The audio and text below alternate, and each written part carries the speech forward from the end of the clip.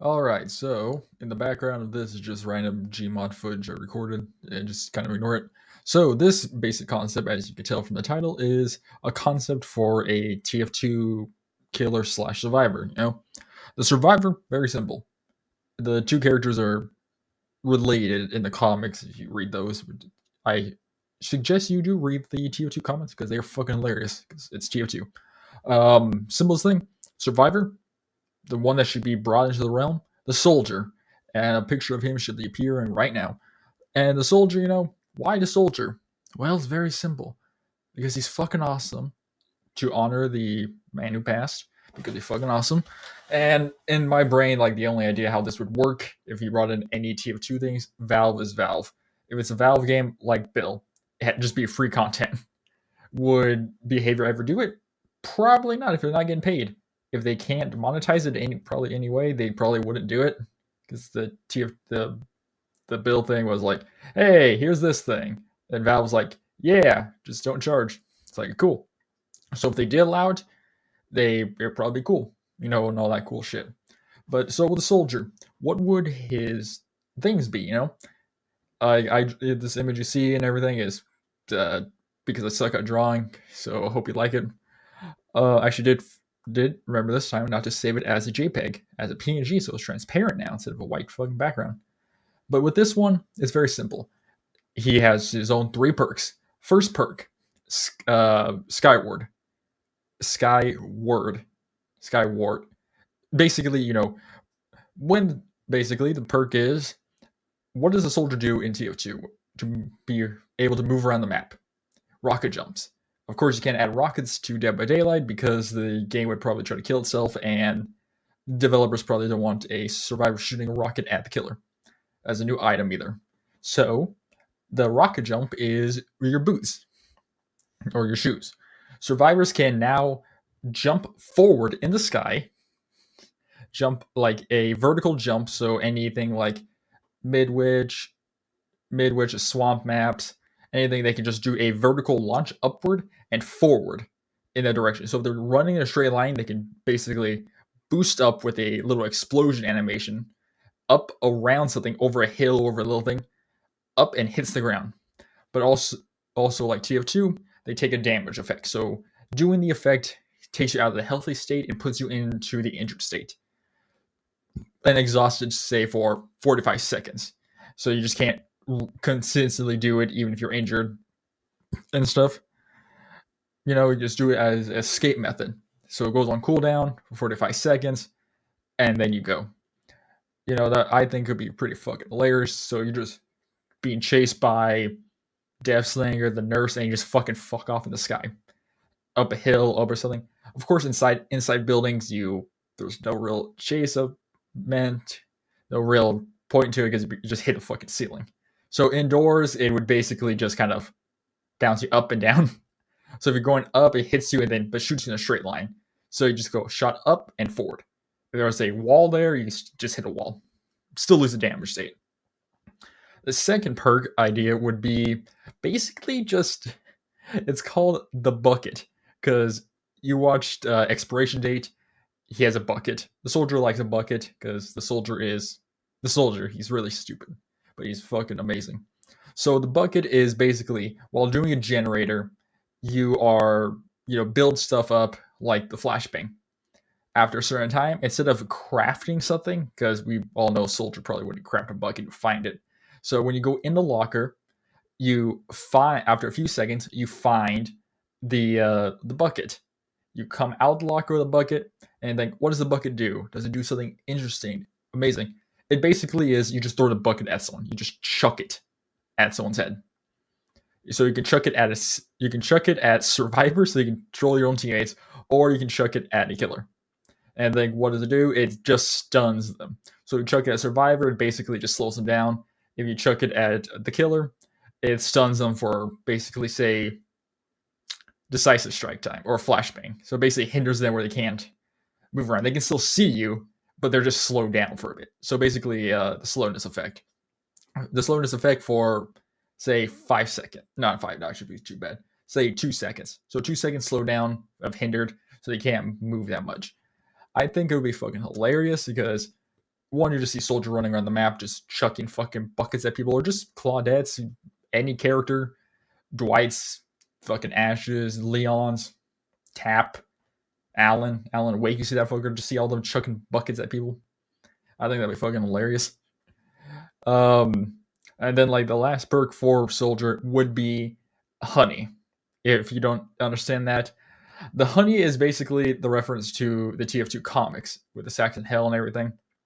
In the comics, Soldier covers himself in honey, nude.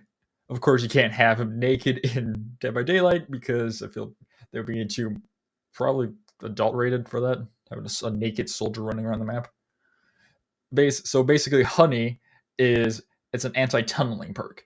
It works similar to Decisive, but to the point that when Honey's active, after you've been unhooked for a hook for a total of say about 10, 20 to 40 seconds off the hook, 40 seconds, you're running, the killer tunnels you, you're injured, you fall on the ground, Honey activates. And Honey isn't just a skill check thing. Well, it's a skill check thing, of course. But instead of like hindering the guy like Decisive Strike, it's basically Honey. So you just slip out of the dude's hands. Honey activates as a slippery thing. Like as soon as the killer picks you up, they kind of drop you almost. They drop you. They're not hindered. The killer's not hindered, so they're not just being stun locked. The survivor or soldier can book out of there with basically equal to background player speed. So that 250% speed boost, just fucking zoom across the map. Just zooming. And then you go hindered for about like 80 seconds. Or you get exhausted for like 80. So it's a big payoff. It's a big payoff, but also weak payoff. Like Decisive. If you miss your skill check Decisive, you can't use Decisive. But yeah, so basically just book it in the other direction. And I think it'd be fucking hilarious if you just getting tunneled.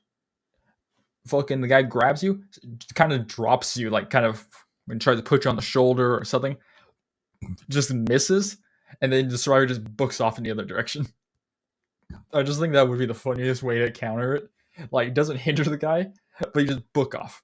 Like, as soon as they go pick you up, it basically when they go to pick you up, you kind of just slip off their arms and just disappear into the abyss of the world. And I think that'd be fucking hilarious and everything. And it's just really simple. Like the ideas of these perks are really simple.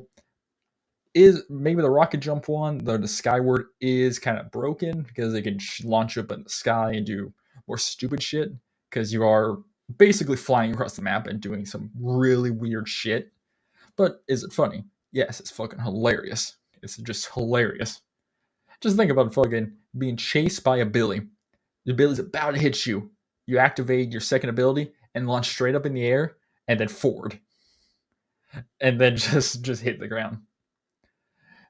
So yeah, Soldier is Soldier running around. How do he get to the realm? He fucks around with Marasmus. Marasmith. Yeah, I'll talk about it right now. So Marasmith. Marasmith. So Marasmith. And you're like, why Marasmus? Why not Saxon Hale? Why not the Headless Huntsman? The eyeball thing?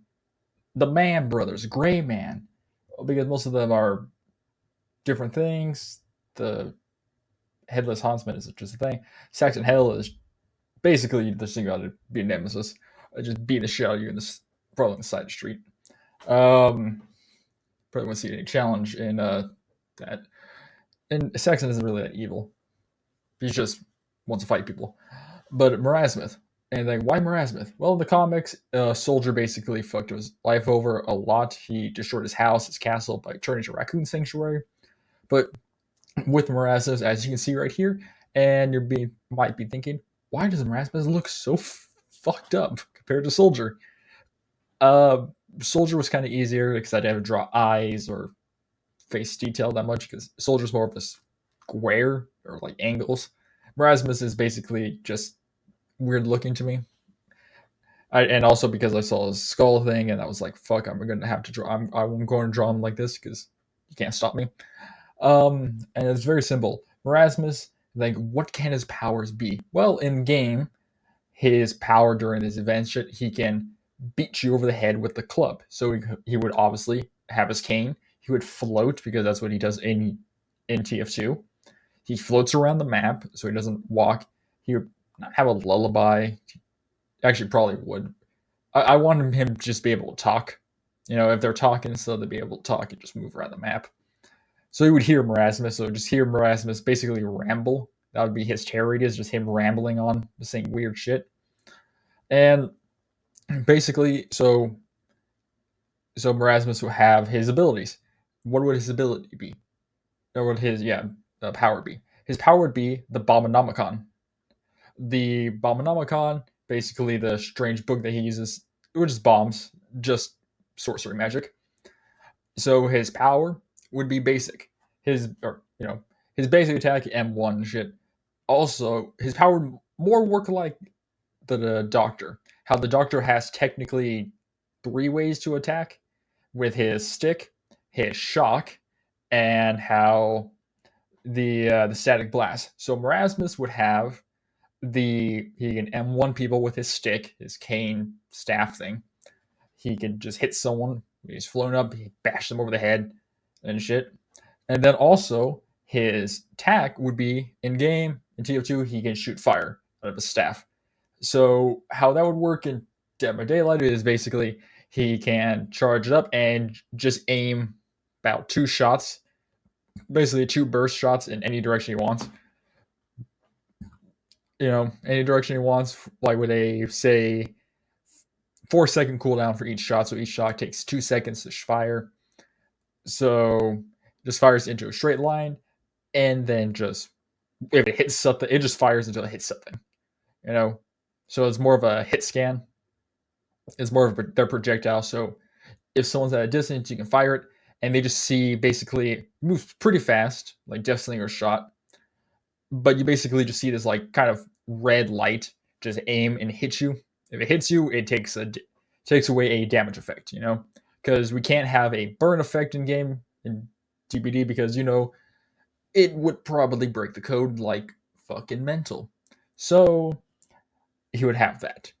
And then his power would be the Bombonomicon. His power would be that over time, after injuring people and all that shit, after injuring people, he has the Bombonomicon, which basically, because in game, in TF2, I keep saying that in game. In TF2, he can summon balls of giant bombs. And probably that in Dead by Daylight and indoor maps would probably just cause so much chaos of just explosions. So basically what his power does is he does an AoE damage effect. So basically he can just set off a giant bomb in the middle of the map wherever he's wandering, he just activates it. Basically like the Doctor's saying, he kind of waves his staff up in the sky, hits it down on the ground, and then just a giant damage effect. So if you're at ground zero, if you're in front of him, you're not safe. If you're at the center, you get immediately set into the dying state. Same around basically anything around him. But if you're outside it at a certain radius, like it will show a certain radius, would be you basically put into injury state. And to make it somewhat fair, if you're behind walls, if he does it in an area and you're behind walls or certain things, it basically just injures you. If you're already injured, but it goes to hit you, it doesn't put you in a dying state. It just injures you or puts you like a mangled effect. So there's still damage of you just not being able to just be injured and just stand next to a wall and just be like, haha, you can't hurt me. You do it, you get injured. Was thinking that it would just injure you, but it would be too bad on indoor maps because indoor maps, he could just sit there and just spam it after he gets power, after people are injured. And shit, just slowly builds up. Basically collects your fear essence or whatever. Erasmus is fucking weird. He can do anything he wants. He does souls, so Erasmus is more kind of goofy too. His ability, Abominomicon, fire, range shit. So technically be a range killer, technically be M1, so probably anti-loop with the Abominomicon thing. Abominomicon is actually really easy to say, which I'm amazed. But yeah, so you can see it there and everything. So that's all I really got to say for this. But I hope you guys enjoy this.